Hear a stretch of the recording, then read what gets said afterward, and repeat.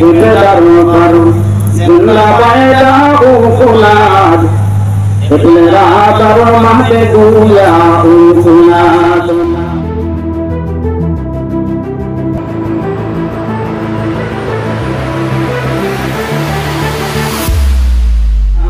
لا إله إلا الله لا إله إلا الله لا إله إلا الله لا إله إلا الله محمد رسول الله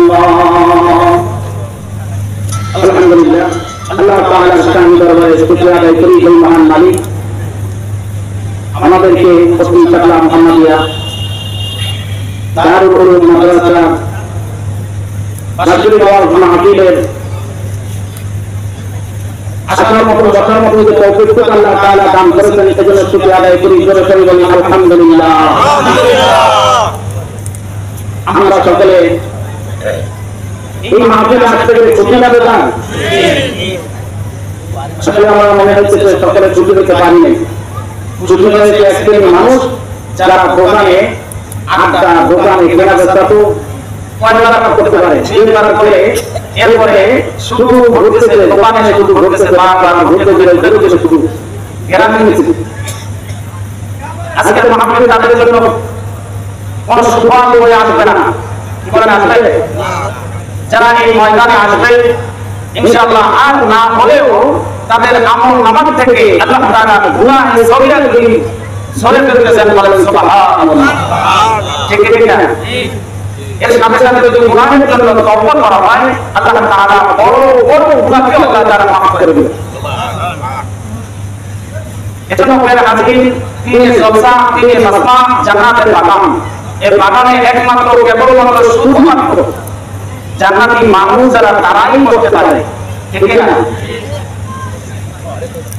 জানুবের আজকে সময় অল্প সেই হিসাবে আমি নিয়ত করেছি আপনাদের মাঝে সূরাতুল ইমরান থেকে কিছু আলোচনা রাখার জন্য।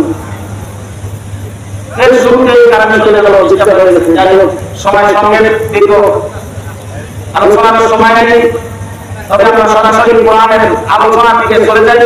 এখান থেকে আল্লাহ তাআলা তার কুদরত সম্পর্কে আলোচনা করতে করতে সূরা মারইয়াম অর্থাৎ মারইয়াম আলাইহিস সালামের আলোচনাটা করে যাচ্ছেন।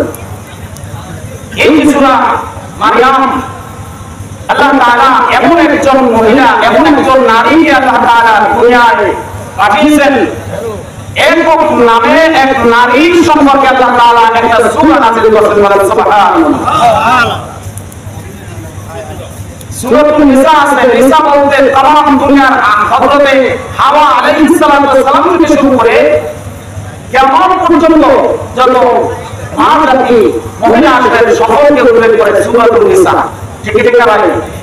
তবে বিশেষ করে এক ব্যক্তির নামে আল্লাহ তাআলা একজন মায়ের নামে হযরতে মারইয়ামের নামে আল্লাহ তাআলা একটা সূরা নাযিল করেছেন মুহাম্মদ সূরা বলেন সুবহানাল্লাহ।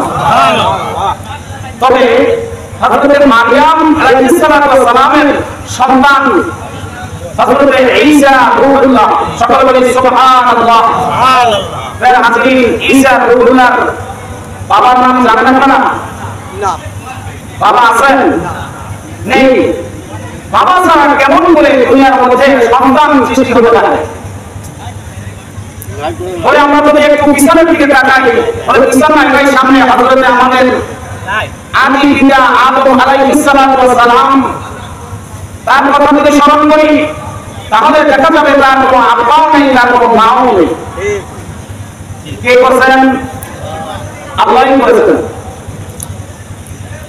আল্লাহ তাআলা বলেন ইয়া আদম আসকুন আনতা ও আদম আদম নবী আল্লাহ তাআলা বানিয়ে জান্নাতে রেখেছেন জান্নাতে তুমি ভোগ খাও যেখানে যাইবা সেখানে তোমার জন্য অনুমতি দেওয়া হলো কোনো নিষেধ নাই। তবে একটা হুকুম করে আল্লাহ তাআলা দিয়েছিলেন ভাইরা আমার হযরত আদম আলাইহিস সালাম জান্নাতের মধ্যে থাকতেছেন জান্নাতে এখন আজ নিয়ামত দেখতে কেউ মনের মধ্যে কোনো শান্তি আসে না। একা একা দুনিয়ার ঘর যার ঘর আছে এই ঘরে বলেন একা একা থাকতে মনে চায়, ভালো লাগবে? লাগবে না। কারণ আল্লাহ তাআলা বলেন ওয়ালান্নাকুম আজওয়াজা, স্ত্রীকে তোমাদের জন্য বানাইছি আরামদায়ক শান্তির জন্য, তোমার মনকে সান্ত্বনা করার জন্য, কষ্ট থাকবে না, পেরেশানি থাকবে না, কোনো রকমের তোমার মধ্যে ক্লান্তি আসলেও সেটা দূর হয়ে যাবে। স্ত্রী এবং স্বামী উভয়ের কাজ বাজ কথা বলা চলাচলকে মধ্যে আল্লাহ তাআলা সান্ত্বনা করে দিয়েছেন, ঠিক না? আল্লাহ তাআলা আত্মনবীকে আল্লাহ তাআলা বানিয়ে রাখলেন যে আত্মময় ব্যাপার মুখ বেজা শান্তি নাই জান্নাতে সির বড় শান্তি না। আলাইহিস সালাতু ওয়াস সালাম আল্লাহ তাআলা বানিয়েছেন, আল্লাহ বানাইতে আল্লাহ কিছু তৈরি করতে কি বলেন? আল্লাহ কোনো মাধ্যম লাগে, মাধ্যম ছাড়াই আল্লাহ করতে পারেন। ইন্নাল্লাহা আলা কুল্লি শাইইন কাদির, যখন যা মনে চায় আল্লাহ তাআলা তাই করতে পারেন, ঠিক না? আল্লাহ তাআলা আদমের মাধ্যমে হাওয়া আলাইহিস সালাতু ওয়াস সালাম আকিদা হাওয়াকে আল্লাহ তাআলা বানিয়ে তাকে আরামদায়ক হিসেবে জান্নাতের মধ্যে থাকবেন, সেখানেও মনকে শান্তির জন্য আল্লাহ তাআলা জোড়া করে বানিয়েছে। তাহলে কি আল্লাহ তাআলা পাবেন না? কেবল মা ছাড়া বাবা ছাড়া আদমকে বানাইলেন, মা বাবা ছাড়া শুধু পুরুষের মাধ্যমে বাবাদের হাতের মাধ্যমে আল্লাহ তাআলা অর্থাৎ স্ত্রী को আল্লাহ তাআলা বানিয়ে ফেলেছেন। আল্লাহ তাআলা বলেন সূরা ইয়াসিনের শেষে আয়াতের মধ্যে আল্লাহ তাআলা বলেন ইযা আরাদা শাইআন আইয়াকুলা লাহু কুন ফায়াকুন। আল্লাহ যখন যা ইচ্ছা করেন সাথে সাথে অর্ডার করার সাথে সাথে কোন বলবেন বলার সাথে সাথে আল্লাহ তাআলা করতে পারেন, ঠিক না? আবার শেষ করতে হলেও আল্লাহ তাআলা কোন বলার সাথে সাথে ফায়া কোন বলতে দেরি না, শেষ হয়ে যায়, কি বলে যায় না? আমাদের কাছে ক্ষমতা আওয়ামী সরকার 41 সাল পর্যন্ত তারা স্বীকার করেছিল এবং বলেছিল যে আমাদের আওয়ামী লীগের অস্তিত্ব হবে মাটি এঁটেল মাটি পর্যন্ত, অর্থাৎ সাতকবি মাটি পর্যন্ত সম্ভব না, কি বলে সম্ভব? এঁটেল মাটিতে তারা স্বীকার করে ফেলছে। আল্লাহ তাআলা মুহূর্তের মধ্যে ভাত রান্না করছে এবং খাওয়ার আল্লাহ সুযোগ দেয় নাই, কি বলে? তাই না? আল্লাহ যখন যা চায় কুল্লা হুমা মালিকাল মুলক, ঠিক না? যাই হোক আমার আল্লাহ তাআলা বানাতে চাইলেন, সৃষ্টি করতে চাইলেন আল্লাহ এই দুনিয়ার মধ্যে একজন পয়গম্বরকে আমি আল্লাহ বানিয়ে দুনিয়ার মানুষের কাছে জানানোর জন্য আমি আল্লাহর ক্ষমতাকে উদ্দিন করে কিয়ামত পর্যন্ত রেখে দেব। আল্লাহ পারবেন না? ভাই আমার সেই মারিয়ামের বাবার নাম আল্লাহ তাআলা বাবার নাম ইমরান, সেই ইমরানের নামে একটা সূরা আল্লাহ তাআলা নাযিল করেছেন, বলেন সুবহানাল্লাহ। একটা সূরা নাম করেছেন ইমরান। এখন যেমন মেয়ে যেমন বাবা, যেমন মেয়ে যেমন মা বাবা উচিত, ঠিক না? ভাই আমার হযরত ইমরান যেদিন ছিলেন না, তবে ছিলেন না, তবে ওই যে মসজিদ, যেই মসজিদ যাদের মুরিদ দখল করে নিয়ে যাওয়ার পর তারা চলতে 40 বছর ধরে জিহাদ করে মুসলমান নিধন করতেছে ইসরায়েল। ফিলিস্তিনের মসজিদ মসজিদে আকসা ইমাম ছিলেন হযরত ইমরান, সুবহানাল্লাহ। আর আমার ইমরান বহুদিন পর্যন্ত মসজিদের ইমাম, তার স্ত্রীর নাম হলো হান্না। হান্না এবং ইমরান আস্তে আস্তে করতে তাদের দাম্পত্য জীবন শেষ হয়ে গেছে। শেষের দিকে চিন্তা হয়ে গেছে, সন্তান নাই। একদিন ইমরানের স্ত্রী হান্না বের হয়েছেন, বের হয়ে দেখলেন গাছের ডালে পাখি বসে বসে পাখির বাচ্চাগুলোকে শুধু আদর করে খানা খাওয়াইছে। পাখিকে খানা কেমনে খাওয়ায়? মুখের ঠোঁট বাচ্চার মুখের ভিতরে ঢুকাইয়ে তাকে খাবার খাওয়ায়, সুন্দর করে পাখা দিয়ে বাতাস দেয়, এভাবে বাতাস দেয়। এটার পরে হযরতে হান্নার মনের মধ্যে আল্লাহ তাআলা তার ভিতরে একটা আবেগ উদ্দীপনা সৃষ্টি করে দিলেন, আগ্রহ সৃষ্টি করলেন। কিসের সৃষ্টি? বাচ্চার আগ্রহ তার দিলের মধ্যে, কলিজার মধ্যে আল্লাহ তাআলা জাগায় দিলেন। হান্না স্বামীকে ডাক ডেকে বলতেছেন, ও আমার স্বামী, মুমিন আমাদের দান করে জীবন সংসার জিন্দেগি, তবে আল্লাহ তাআলা আমাদের জীবন সন্তান দেন না, আমরা নিঃসন্তান। এই ফিলিস্তিনের মানুষ আমাদেরকে নিঃসন্তান আর পুরো করে ডাকে, মসজিদের ইমাম সাহেবের সন্তান নাই। ও স্বামী আমার, এই মসজিদে যারা এসে মান্য করে, যাদের যা আল্লাহ মান্য করার সাথে সাথে আল্লাহ তাআলা কবুল করে নাই। আপনার মাথার উপরে সরকার কোনি আপনি চিনলেন না, আপনি মসজিদে গিয়ে দরখাস্ত করেন, আল্লাহর কাছে দরখাস্ত করার সাথে সাথে আল্লাহ তাআলা আপনার দরখাস্ত কবুল করবেন। এভাবে দরখাস্ত করতেছেন, দরখাস্ত করতে করতে আল্লাহ তাআলা কবুল করে নিয়েছেন, বলেন সুবহানাল্লাহ। সেখান থেকে আমি আপনাদের কাছে কবুল করতেছি, বিসমিল্লাহির রাহমানির রাহিম। إذ قالت امرأة عمران ربي إني نذرت لك ما في بطني محررا فتقبل مني إنك أنت السميع العليم।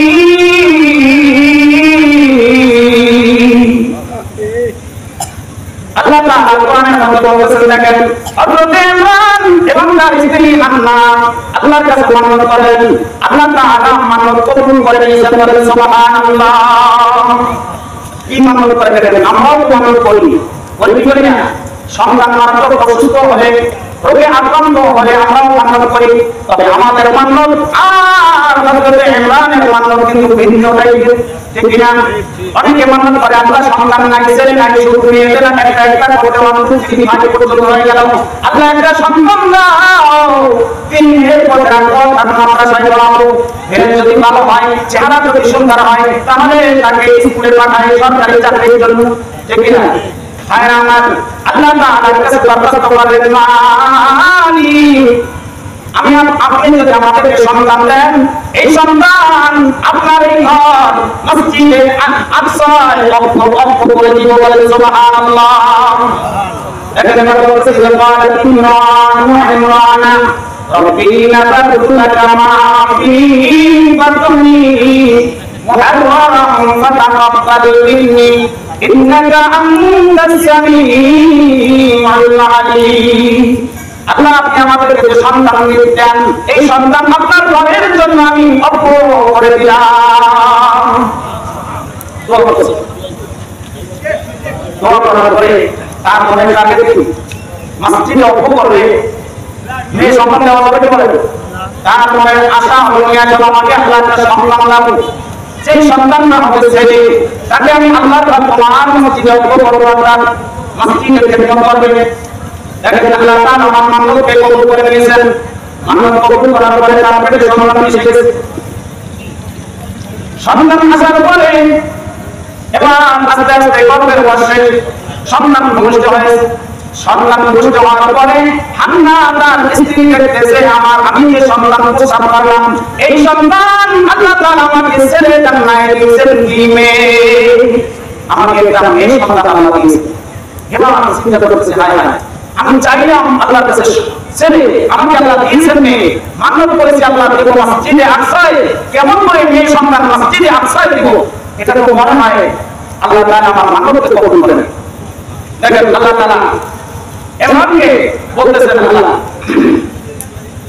فلما وضعتها قالت ربي إني وضعتها أنثى। সন্তান ভূমিষ্ঠ হওয়ার পর আল্লাহর কাছে মসজিদে আকসায় গিয়ে তারা কান্নাকাটি করে, আল্লাহ আমি চেয়েছিলাম একটা সন্তান, তোমার ঘরে অর্পণ করেছি, মান্য করে দিয়েছি, আল্লাহ তুমি আমাকে দিয়েছো কন্যা সন্তান, এই সন্তান দিয়ে হয়তো আমার মান্যত হয় নাই। কেমন করে আমি মান্যত করব? মেয়ে কন্যা সন্তান দ্বারা মসজিদ চালু করা যাবে না, এই কন্যা সন্তান দিয়ে মসজিদে মুয়াজ্জিন করা যাবে না, এই কন্যা সন্তান দিয়ে মসজিদে থাকা যাবে না। তুমি তো আমার মান্যত কবুল করবে না। এবার দেখেন আল্লাহ তাআলা কি বলেন, فلما وضعتها قالت رب إني وضعتها أنثى والله أعلم بما وضعت وليس الذكر كالأنثى الله أكبر আল্লাহ তাআলা জানাই দিলেন ও হান্না রে ও আমার বান্দী তুমি যা চেয়েছিলা সন্তান ছেলে সন্তান আমি দিয়েছি কন্যা সন্তান আমি ভালো করে জেনে শুনে তোমাকে সন্তান দিয়েছি কন্যা আর এমন এক কন্যা দিয়েছি যে কন্যা সম্পর্কে কিয়ামত পর্যন্ত মানুষ আলোচনা করবে সুবহানাল্লাহ এই কন্যা সন্তান তোমার হাজার হাজার যদি ছেলে সন্তান ত্যাগ করা হয় এই সন্তানের এই কন্যা সন্তানের দাম আমি আল্লাহর কাছে অনেক বেশি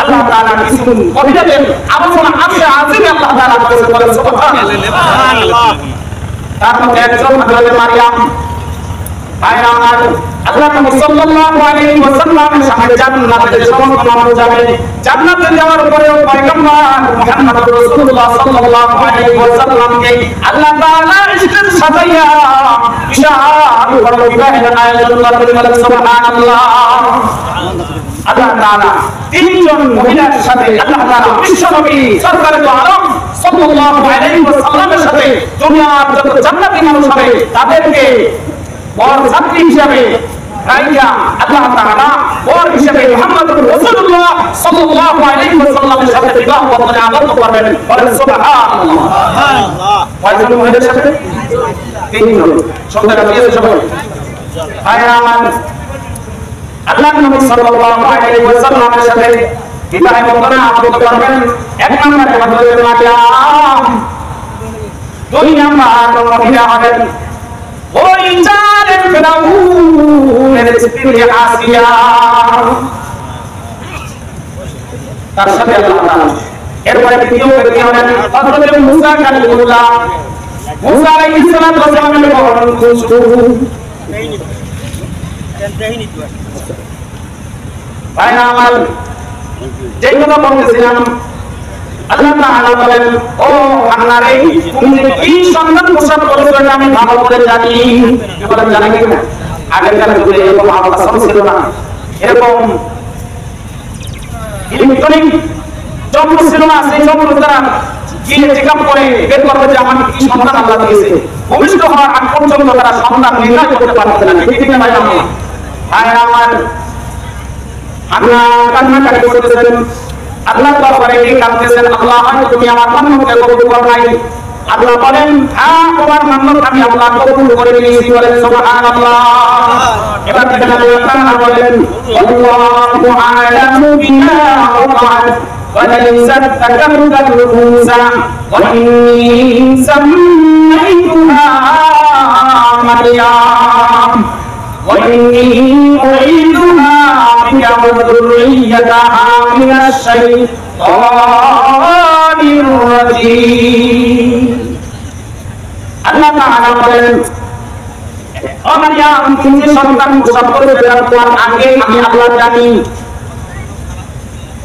তবে এই সন্তানের নাম রাখবার কি ওয়াইনি সাম্মাইতুহা মারিয়াম এই সন্তানের তুমি প্রসব করবে কন্যা সন্তানের নাম রাখবা মারিয়াম وإني سميتها مريم وإني أعيذها بك وذريتها من الشيطان الرجيم এবার দেখেন আমরা কেমন নির্যাতন মহিলা ছিলেন মারিয়ামের মা কেমন আল্লাহ বলা ছিলেন আল্লাহর কাছে দোয়া করলেন ও মালিক আপনি আমার এই সন্তানকে শয়তানের ওয়াসওয়াসা শয়তানের স্পর্শ থেকে আপনি একে পুরো পবিত্র রাখবেন বলে সুবহানাল্লাহ আল্লাহ দোয়া করলেন আল্লাহ আমার সন্তানকে যেন শয়তানের কোনো ওয়াসওয়াসা থেকে না পারে শয়তানের মনে স্পর্শ করতে না পারে তাই আমার দুনিয়ার মধ্যে হাদিসে আছে দুনিয়ায় কোনো সন্তান যখন ভূমিষ্ঠ হয় হওয়ার সাথে সাথে ওয়া করে কান্নাকাটি করে শয়তানকে সে তাকে খোঁচা মারে তাকে কি করে খোঁচা মারে এজন্য সে কান্নাকাটি করে হযরত মারিয়াম রাহমাত বলেন আল্লাহ আমার সন্তানকে শয়তানের গলা থেকে হেফাজত করো আল্লাহ তাআলা বলেন আমি তোমার দোয়া কবুল করে নিলাম দেখেন মারিয়াম আল্লাহ তাআলা কেমন ভাবে সাজাইছেন ওয়াইনি সামাইতুহা মারিয়াম وإني أعيذها بك وذريتها من الشيطان الرجيم শয়তানের রজিম থেকে আল্লাহ আপনার কাছে আমি সন্তানের জন্য পানা চাই বলেন আল্লাহু আকবার আমাদের করণীয় কি সন্তানের জন্য শয়তানের ওয়াসওয়াসা থেকে সন্তানের জন্য দোয়া করা ঠিক ঠিক না ভাই তারপরেও নবীর সন্তানের মতো দুইটা সন্তান পদস্খলন হয়ে যায় পদভ্রষ্ট হয়ে যায় তাই কি যায় না ভাই এজন্য আল্লাহ তাআলা রব্বানা হাবলানা আজওয়াজিনা ওয়া যুররিয়াতিনা ওয়া কুররাতা আ'ইউন ওয়াজআলনা লিল মুত্তাকিনা ইমামা আল্লাহ আমার সন্তানকে শয়তানের প্রভাব থেকে হেফাজত করো দিনদার বানাও ইমানদার বানাও মুত্তাকি বানাও আল্লাহ কিন্তু দোয়া শিখিয়ে দিয়েছেন আমরা আসলে নামাজই পড়ি না দোয়া করব কখন ঠিক ঠিক না ভাই আমার নামাজই পড়ি না দোয়া করব কখন হ্যাঁ আজকে নামাজই পড় আল্লাহ তাআলা বলেন فتقبلها ربها بقبول حسن وأنبتها نبتا حسنا আল্লাহ তাআলা বলেন তোমার সন্তানকে আমি উত্তম রূপে কবুল করে নিয়েছি বলেন সুবহান তুমি যা বরকত করেছো এটা কবুল করেছি তারপরে উত্তম রূপে আমি কবুল করে নিয়েছি আল্লাহ কবুল করে নিয়েছেন মানব কবুল হয়ে গেছেন হযরত হান্নান জানতে পেরে এরপরে মসজিদে আকসা নিয়ে গেলেন মানব অনুযায়ী এই সন্তানকে মসজিদে আকসায় পৌঁছে দিলেন কিন্তু একরামে আছে হান্নান এই মারিয়ামের বাবা তার দুনিয়ায় জন্ম হওয়ার আগেই তার বাবা দুনিয়া থেকে বিদায় তার হারুন ছিলেন তখন সময় মসজিদে আকসার ইমাম হযরত জাকারিয়া আলাইহিস সালাম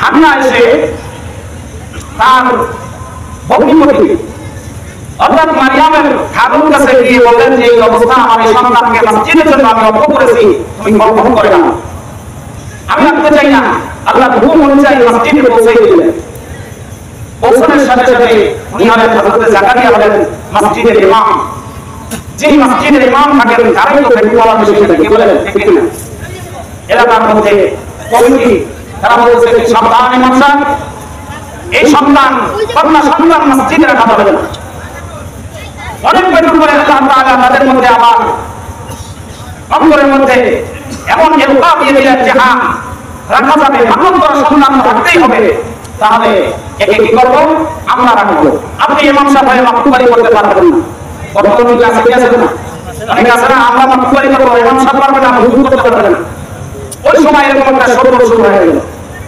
তারপরে জাকারিয়া নবী উনি পিছনে সরে গেলেন ঠিক আছে আপনারা কমিটি জান করেন এবার কমিটি হযরত মারিয়ামকে রাখবেন লালন পালন করবে এখন কেমন করে লালন পালন করবে এই নিয়ে বিভিন্ন রকমের আলোচনা শুরু হচ্ছে আল্লাহ তাআলা বলেন না আল্লাহ তাআলা বলেন যে মারিয়ামকে লালন পালন করবে তার খালু জাকারিয়া নবী লালন পালন করবে এখানে অন্য কোনো মানুষ আসতে পারবে না কমিটির মধ্যে দ্বন্দ্ব শুরু করে দিলেন আল্লাহ সভাপতি বলেন না আমি মসজিদের সভাপতি আমি লালন পালন করবো এটা মানবের সম্মান সেখানে এসে বলে আমার তো ক্ষমতা নাই আমি লালন পালন করবো দুইজনে দ্বন্দ্ব শুরু হয়ে গেল আল্লাহ তাআলা জিবরিলকে পাঠিয়ে দিলেন জিবরাইল যাও যাও সমাধান জন্য তুমি চলে যাও সমাধান জন্য এসে বলেন যে হ্যাঁ এখানে সমাধান আছে সমাধান হলো এই এখানে একটা লটারি টানতে হবে এই লটারিতে যার নাম আসবে এই মারিয়ামকে লালন পালন করবে এছাড়া অন্য কেউ করতে পারবে না এখন লালন পালন দায়িত্ব ঠিক আছে তাহলে আমরা লটারি কানি লটারি পরে একটা কলম নদীর মধ্যে বাংলা পানি উপরে ফেললাম এই কলমটা পানি উৎসবে যার কলম চাইলে ওই ব্যক্তি মারিয়ামের দায়িত্ব লালন পালনের তার কলম দায়িত্ব তার কাছে থাকবে এছাড়া অন্য কেউ পাবে না আলোচনা সাপেক্ষে সিদ্ধান্ত হয়ে গেলে কলম ফেলার জন্য সভাপতি কলম ফেলে সেক্রেটারি কলম ফেলে কেশিয়ার কলম ফেলে কারণ কলম পানির উচ্চারণে যায় না সকল কলমগুলি মাথায় চলে যায় উচ্চারণে কেউ কারো কলম উচ্চারণে যায় না আল্লাহ তাআলা শেষ পর্যন্ত যে ইমাম সাহেবকে কমিটি ফয়সালা করেছিল আপনার এই সন্তান লালন পালন করতে আপনার কোনো দায়িত্ব নাই আপনার কোনো ভূমিকা নাই এখন পরে আমরা কমিটির সব লোক ব্যান হয়ে গেলাম তাহলে কাজ করো হযরত জাকারিয়া ইমাম সাহেবকে ডাকো ইমাম সাহেবকে দিয়ে যদি কলম ফেলাইয়া দেখি কার কপালে এই সন্তানের দায়িত্ব আল্লাহ তাআলা লিখে রেখেছে। সুবহানাল্লাহ। তাই না আমার হযরত জাকারিয়া আলাইহিস সালাম কে ওখানে নেওয়া হলো, কে যখন কলম ফেললেন, কলম ফেলার সাথে সাথে ওই কলম জান দিকে চলা শুরু করেছে। বলেন সুবহানাল্লাহ। কামেলেকুম তুকারি বরকামান আল্লাহ রাব্বি আল্লাহ হাসবি জুল জালাল, তুই কাদের জলিলুল্লাহ জাহাদার বারহানে তুই মেরা নিরাদার। আল্লাহ যাকে কবুল করেন সেই আল্লাহ তাআলার কুদরতি সন্তান লালন পালনের দায়িত্ব তার হাতেই যায়। ঠিক না ভাই আমার? সভাপতি বলতেছেন জাকারিয়া ইমাম সাহেব একবার খেতে হবে না, হয়তো কলমের মধ্যে আপনার কোনো জাদু থাকতে পারে। না বলুন কি বলেন? জাদু না বলে না, একবার হবে না, একবার। আবার যখন নদীতে থাকলেন সাথে সাথে আবার উল্টা দিকে রওনা করে বলো।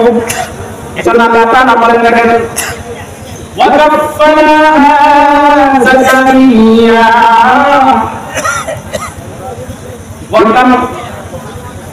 فتقبلها ربنا بقبول حسن وأنبتها نباتا حسنا। আল্লাহ তাআলা বলেন এই মারিয়ামকে আমি উত্তম ভাবে উত্তম অবস্থায় আমি লালন পালন করেছি। বলে কেমন করেছি? ওয়াকাফফানাহা জাকারিয়া, জাকারিয়া আলাইহিস সালামকে কফিল বানাইয়া তাকে দায়িত্ব পৌঁছাইয়া আমি আল্লাহ লালন পালন করেছি। বলেন সুবহানাল্লাহ। কেমন সন্তান, যে সন্তান সম্পর্কে আল্লাহ তাআলা কোরআন কারিমের মধ্যে এই মেয়েটার ব্যাপারে আল্লাহ তাআলা আপনাকে পবিত্র ঘোষণা করেছেন। ভাইরা আমার, হযরত জাকারিয়া আলাইহিস সালাম লালন পালন করেন। বলে কেমন করে? মসজিদের আকসার পাশে একটা রুম বানিয়ে দিলেন। এই রুমের মধ্যে উনি লালন পালন করেন। একমাত্র চাবি থাকতেন হযরত জাকারিয়া আলাইহিস সালামের হাতে। যখন নামাজের কাছে যাইতেন, বিভিন্ন জায়গায় যাইতেন, বাহির থেকে তালা পর্দা করে রেখে যাইতেন, ভিতরে মারিয়াম থাকতেন। তো মসজিদের রুমগুলো যখন বের হয়ে যাইত, এরপরে মসজিদে গিয়ে ঝাড়ু দিতেন, পরিষ্কার করতেন। কোন মানুষ তাকে দেখতো না, কোন মানুষ তাকে দিকে তাকাইতেও পারতো না। বলেন সুবহানাল্লাহ। আল্লাহ তাআলা তাকে পবিত্র করে রেখেছেন। বলেন সুবহানাল্লাহ। ভাইরা আমার, এমন অবস্থায় একদিনকার ঘটনা, হযরত মারিয়াম ইবাদতের মধ্যে জাকারিয়া আলাইহিস সালামের মাধ্যমে আল্লাহ কিতাব শিখতেন। এবং মেধান আল্লাহ তাআলা তাকে দিয়েছিলেন। জাকারিয়া আলাইহিস সালাম তাকে তাওরাত কিতাব শিখাইতেন। ওই জামানার যে কিতাব ছিল, কিতাবের ইলম তার শিক্ষা হয়ে গেছে। ইবাদতের মধ্যে মগ্ন, ইবাদত করতেছেন, চিন্তায় করেছেন। এবং অবস্থায় আল্লাহ তাআলা জান্নাত থেকে খাবার পাঠিয়ে দিয়েছেন। বলেন সুবহানাল্লাহ। জান্নাত থেকে আল্লাহ তাআলা খাবার খাওয়ান। কেমন মহিলাটা চিন্তা করেন। ভাইরা আমার, ইবাদত না করে কোনদিন জান্নাতে খাবার খাওয়া যায় না, তাই নাকি? আল্লাহর সামনে অর্জন করতে হয়। আর বর্তমানে মেয়েদের যা অবস্থা হয়, বর্তমান মেয়েরা তো কোথায় আছে? পৃথিবী কোথায় আছে? বিষ কি বলেন? মোবাইল না ধরে বেশি খায়, মোবাইল না ধরে বিয়া ফুটে যায়, কি দুনিয়া শুরু হয় না। ভাইরা আমার, হযরত মারিয়াম ইবাদতের মধ্যে আছেন। এমন অবস্থায় আল্লাহ তাআলা বিশাল বড় খাবারের প্লেট নিয়ে জিবরাইলকে পাঠিয়ে দিলেন। জিবরাইল যাও, আমার মারিয়ামকে জান্নাতি খাবার খাওয়াও।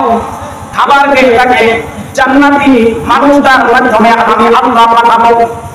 বিনা পাপে পুরুষের সওয়া ছাড়া, পুরুষের সাথে মেলামেশা ছাড়াই আমি আল্লাহ এই মারিয়ামকে একজন নবী আল্লাহ দুনিয়ায় পাঠালেন। এটাই তার উদ্দেশ্য। সেই পাত্রটা কেমন হবে এবারে একটু চিন্তা করেন। হযরত মারিয়াম এত ইবাদত করতেন। ইবাদতের এশার নামাজ পড়ে যখন ইবাদত শুরু করতেন, রাত হয়ে যাইলে মারিয়াম টের পাইত না, এমন ভাবে ইবাদত করতেন। ভাইরা আমার, একদিন হযরত জাকারিয়া আলাইহিস সালাম এসে কামরা খুললেন। দরজাটা খোলার সাথে সাথে রুমটা পরিপূর্ণ সুগ্রাণ ভরপুর হয়ে গেছে। দেখতেছেন মারিয়ামের সামনে খাবার। মারিয়াম সিজদায় পড়ে আছে, আল্লাহ তাআলার সিজদায় আছে, আর সামনে খাবার। এবার জাকারিয়া চিন্তা করলেন, হায় হায়, ব্যাপারটা কি? এই মারিয়াম এত সুন্দরী, এত শ্রীমান মারিয়াম, যে কোনো দুনিয়ার কোনো পুরুষ দেখলে সামনে সামনে আসে করে তাহলে কে জানি খাবার দিয়ে গেল। হায় হায় চিন্তায় পড়ে গেলেন, কান্না করার সাথে সাথে বললেন, মারিয়াম কি কোত্থেকে খাবার পাইলাম? মারিয়াম বলতেছেন, এটা দুনিয়ার কোনো খাবার নাই, এটা স্বয়ং আল্লাহ রাব্বুল আলামিন আমাকে পাঠিয়ে দিয়েছেন। বলেন সুবহানাল্লাহ। তাই দেখেন আল্লাহ তাআলা বলেন, كلما دخل عليها زكريا وجد عندها رزقا قال يا مريم أنى لك هذا قالت هو من عند الله إن الله يرزق من يشاء بغير حساب। জাকারিয়া জিজ্ঞাসা করলেন, মারিয়াম রে, তোমার সামনে যে খাবারটা, এই খাবার কোথা থেকে পাইলাম? এই ফিলিস্তিনের মধ্যে এমন কোন ঘর, এমন কোন খাবার এই মুহূর্তে নাই, তুমি এই খাবার কোথা থেকে পাইলা? কে তোমাকে খাবার দিলেন?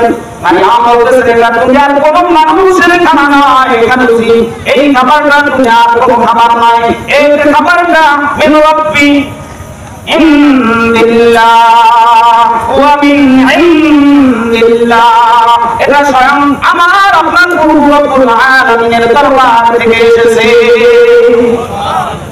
যেমন খাবার খাওয়ালেন, এই খাবার খেয়ে বড় হলেন, বড় হওয়ার পরেই একদিন জিবরাইল এসে উনি বের হয়েছেন, মধ্য থেকে বের হয়েছেন, অর্থাৎ বাসার বাইরে গেছেন, এমন অবস্থায় জিবরাইল এসে হাজির হয়েছে।